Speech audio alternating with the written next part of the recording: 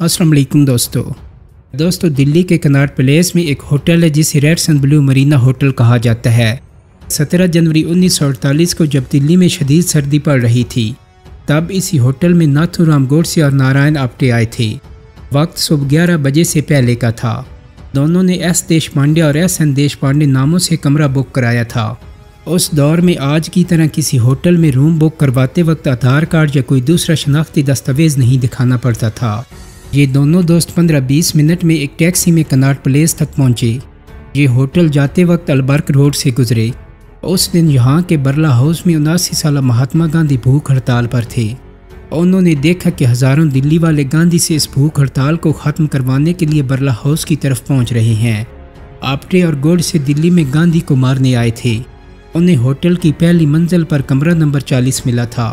गोडसे और आप्टे बम्बई से हवाई सफ़र करके सफदरजंग एयरपोर्ट पर उतरे थे। उनके बाकी साथी ट्रेन से दिल्ली आ रहे थे। तब तक पालम एयरपोर्ट अभी बना नहीं था और इंदिरा गांधी एयरपोर्ट की तो बात ही छोड़ दीजिए। जब उन्हें 12 जनवरी सन 1948 को मालूम हुआ कि गांधी 13 जनवरी से अपनी भूख हड़ताल शुरू कर रहे हैं, बस तभी उन्होंने गांधी को मारने का इरादा कर लिया था। गांधी के सबसे छोटे बेटे देवदास गांधी की पोती और मुसन्निफा सकनिया भरतराम कहती हैं, गोडसे आप्टे और उनके साथी गांधी जी से दो वजूहात की वजह से बेहद गुस्सा थे। पहला कि गांधी जी ने दिल्ली में 13 जनवरी 1948 को अपनी भूख हड़ताल क्यों शुरू की।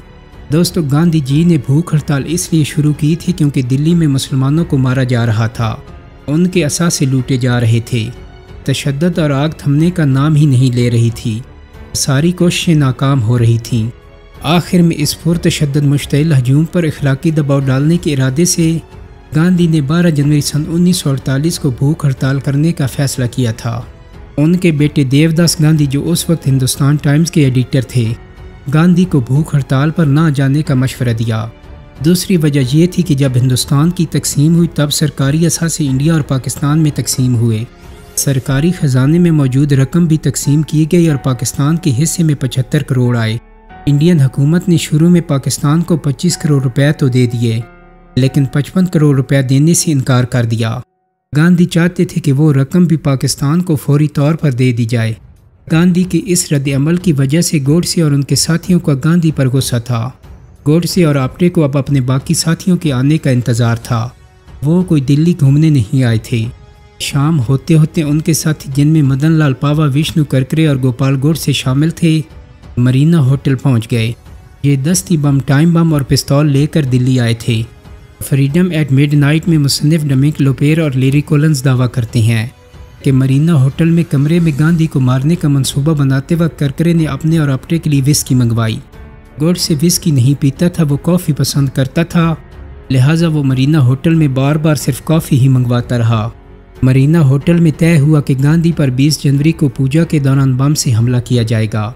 इस दौरान ये सब लोग बरला हाउस का जायज़ा लेते रहे। नाथूराम गोडसे, गोपाल गोडसे, नारायण आप्टे, विष्णु करकरे और मदन लाल पावा टैक्सी लेकर बरला हाउस पहुंचे।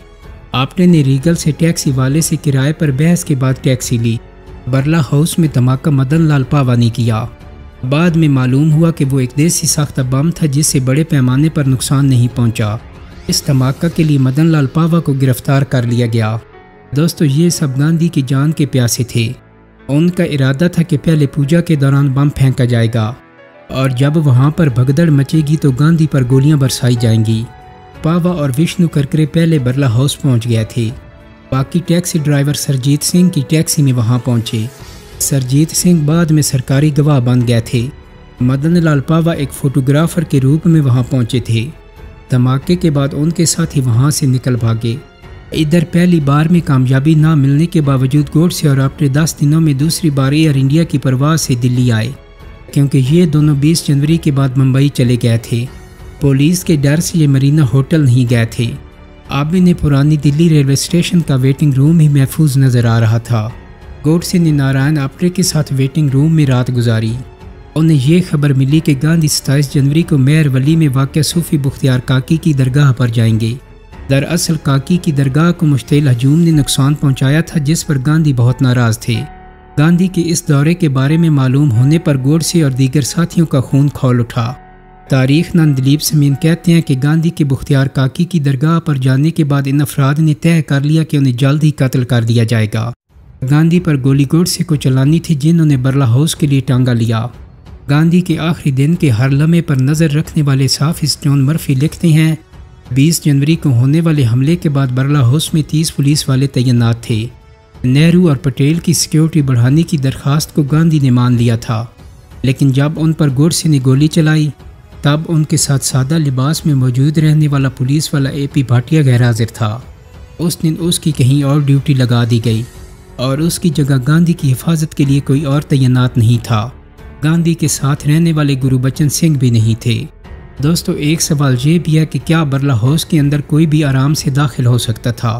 क्या अंदर आने वालों से कोई पूछ नहीं होती थी? भाटिया की 30 जनवरी को किसने और क्यों ड्यूटी कहीं और लगा दी थी? इन सवालों के जवाब किसी ने नहीं दिए। हाँ, ये बात ठीक है कि 30 जनवरी 1948 को चांदनी चौक के इलाके में खाकरोब अपने मुतालबात के लिए मुजाहरे कर रहे थे और पुलिस की भारी नफरी वहाँ भेज दी गई थी। तो क्या भाटिया भी चांदनी चौक में ही थे, यानी गांधी को मरने के लिए अकेला छोड़ दिया गया था? दोस्तों, अफसोस तो ये है कि गांधी के साथ सुबह शाम रहने वाली ज़ाती डॉक्टर सुशीला नैयर भी उस दिन नहीं थी। वो पाकिस्तान गई हुई थी। गांधी को गोली मारे जाने के कुछ देर बाद DP भार्गव और डॉक्टर जीवाजी मेहता वहां पहुंच गए थे। डॉक्टर मेहता ने गांधी को मुर्दा करार दिया था। गांधी की सामान्य हयात the life of Mahatma Gandhi में लुई फिशर लिखते हैं, नेहरू भी फौरन बर्ला हाउस पहुंच गए थे। वो गांधी के खून से लथपथ जिस्म से लिपट कर रो रहे थे। फिर गांधी के सबसे छोटे बेटे देवदास गांधी और वजीर तालीम मौलाना अबुल कलाम आज़ाद भी बर्ला हाउस पहुँच गए। बहरहाल गांधी के कत्ल की साजिश में 2 मरकजी मुजरमान और दोनों दोस्तों गोडसे और आप्टे को फांसी की सज़ा दी गई और बाकियों को उम्र कैद की सज़ा हुई। दोस्तों, नथुराम गोडसे का असल नाम रामाचंद्रा था और वो 19 मई 1910 को मुंबई और पुणे के दरमियान एक गांव में पैदा हुआ था। गोडसे के 3 भाई थे, ताहम इन सब का इंतकाल बचपन में ही हो गया था। तो हम्मात में घिरे वालिदैन को खदशा गुजरा कि अगर रामाचंद्रा की भी लड़के की तरह परवरिश की गई तो वो भी हलाक हो सकता है, इसलिए उसको लड़कियों की तरह पाला पोसा गया। गैर मुल्की मीडिया में छपने वाली रिपोर्ट के मुताबिक नथुराम गोडसे भारत में हिंदू कौम परस्ती का बहुत बड़ा वकील समझा जाता था। अपने इन ख्यालात की वजह से उसे स्कूल से भी निकाल दिया गया। इसके बाद नथुराम गोडसे ने हिंदू इंतहा पसंद तंजीम राष्ट्रीय समाज सेवक सिंह में शमूलियत इख्तियार कर ली। कत्ल के बाद गोडसे का कहना था कि गांधी पाकिस्तान के बाबाए कौम थे। दोस्तों, गांधी के कत्ल के बाद क़ायद-ए-आज़म मोहम्मद अली जिन्नाह ने एक बयान में कहा कि मुझे ये जानकर शदीद सदमा हुआ है कि गांधी पर हमला करके उन्हें शफाकाना तरीके से हलाक कर दिया गया। हमारे इख्तिलाफात जिस कदर भी शदीद हों, गांधी हिंदू बरादरी में जन्म लेने वाले बेहतरीन इंसानों में से एक थे। मोहम्मद अली जिन्नाह का मज़ीद कहना था कि गांधी एक ऐसे लीडर थे जिनका आलमी सतह पर एहतराम किया जाता। मैं उनके इंतकाल पर शदीद सदमे का इजहार करता हूँ और हिंदुस्तान और पाकिस्तान की आज़ादी के बाद रोनुमा होने वाले इस अफसोसनाक वाक़या पर अजीम हिंदू बरादरी और उनके ख़ानदान के साथ हमदर्दी का इजहार करता हूँ। भारत का ये नुकसान नाकाबिल तलाफ़ी है और ऐसे अजीम शख्स के गुजर जाने से पैदा होने वाले खिला को पुर करना इंतहाई दुश्वार होगा। हुकूमत पाकिस्तान ने गांधी के एहतराम में 4 फरवरी को सरकारी तातील का भी ऐलान किया था। दोस्तों, गांधी हिंदुस्तान की तकसीम और क़याम पाकिस्तान के शदीद मुखालिफ रहे और क़याम पाकिस्तान से कबल उन्होंने नेहरू और सरदार पटेल समेत कांग्रेस के रहनुमाओं को अलग रखते हुए जिन्नाह को मुत्तहिदा हिंदुस्तान का पहला वज़ीर-ए-आज़म बनने और अपनी तमाम काबीना मुस्लिम लीग से मुंतखब करने की पेशकश की थी। ताहम जिन्नाह का कहना था कि पाकिस्तान ना बनने के मुकाबले में दीमक ज़दा पाकिस्तान भी उनके लिए काबिल कबूल होगा। जिन्नाह और गांधी के दरमियान होने वाला एक मुकालमा खासा मशहूर रहा है, जिसमें गांधी ने जिन्नाह को मुखातिब करते हुए कहा था, आपने मुसलमानों पर जादू कर दिया है। जवाब में जिन्नाह ने गांधी से कहा, आपने भी हिंदुओं को हिप्नोटाइज कर दिया है। क़याम पाकिस्तान के बाद गांधी ने हिंदू रहनुमाओं से दरख्वास्त की थी कि हकीकत को तस्लीम करते हुए असासों की तकसीम के समझौते के तहत पाकिस्तान को वाजिबुल अदा 55 करोड़ रुपए की रकम फ़ौरन पाकिस्तान को अदा कर दी जाए। इसमें से 20 करोड़ रुपए की पहली किस्त अदा कर दी गई। कहा जाता है कि जिस रोज़ गांधी को कत्ल किया गया वो पाकिस्तान के दौरे पर रवाना हो रहे थे। उनके इंतकाल के बाद भारतीय हुकूमत ने बकिया $35 करोड़ की रकम रोक ली थी, जिसे बाद में कभी अदा नहीं किया गया। दोस्तों, उम्मीद करता हूँ कि मेरी आज की वीडियो आपको पसंद आई होगी। अगर वीडियो अच्छी लगी है तो इसको लाइक और शेयर कर दें। मेरे चैनल को सब्सक्राइब करने के साथ साथ बेल आइकन को भी क्लिक कर दें ताकि आपको मेरी आने वाली मज़ीद वीडियोस के नोटिफिकेशन मिलते रहें। बहुत जल्द ही एक नई वीडियो के साथ मुलाकात होगी। अपना बहुत सारा ख्याल रखिएगा। अल्लाह हाफिज़।